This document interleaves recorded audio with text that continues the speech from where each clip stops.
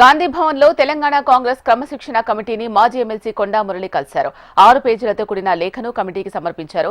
తన వివరణలో ఎమ్మెల్యేలు నాయని రాజేందర్, రేవూరి ప్రకాష్, కడియం శ్రీహరి, గండ్ర సత్యనారాయణలపై తీవ్రమైన ఆరోపణలు చేశారు కొండా మురళి.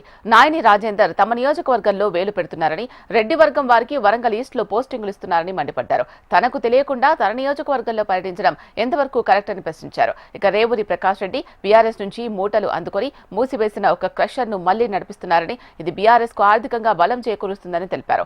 గండ్ర సత్యనారాయణ తన మీదకు వ్యతిరేకంగా ఇతర నాయకులతో కలుస్తున్నారని తెలిపారు కొండా మురళి. కడియం శ్రీహరి బీఆర్ఎస్ నుంచి వచ్చి కాంగ్రెస్ నేతలను వేధిస్తున్నారని ఆరోపించారు. మంత్రి సీతక్కతో తమకు ఎలాంటి విభేదాలు లేవని స్పష్టం చేశారు.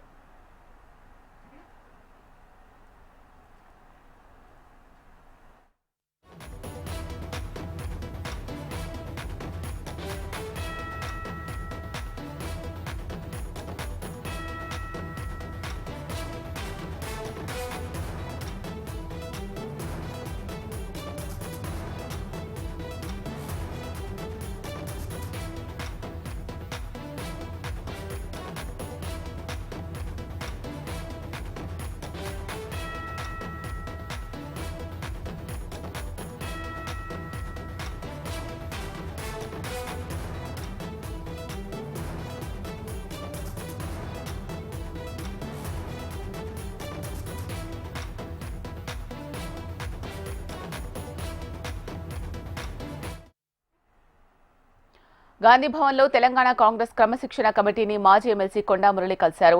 6 పేజీలతో కూడిన లేఖను కమిటీకి సమర్పించారు.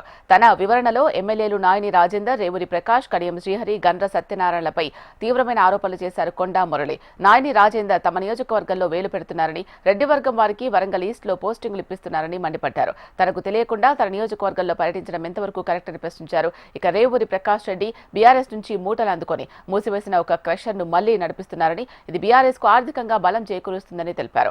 గండ్ర సత్యనారాయణ తన మీదకు వ్యతిరేకంగా ఇతర నాయకులతో కలుస్తున్నారని తెలిపారు కొండా మురళి. కడియం శ్రీహరి బీఆర్ఎస్ నుంచి వచ్చి కాంగ్రెస్ నేతలను వేధిస్తున్నారని ఆరోపించారు. మంత్రి సీతక్కతో తమకు ఎలాంటి విభేదాలు లేవని స్పష్టం చేశారు.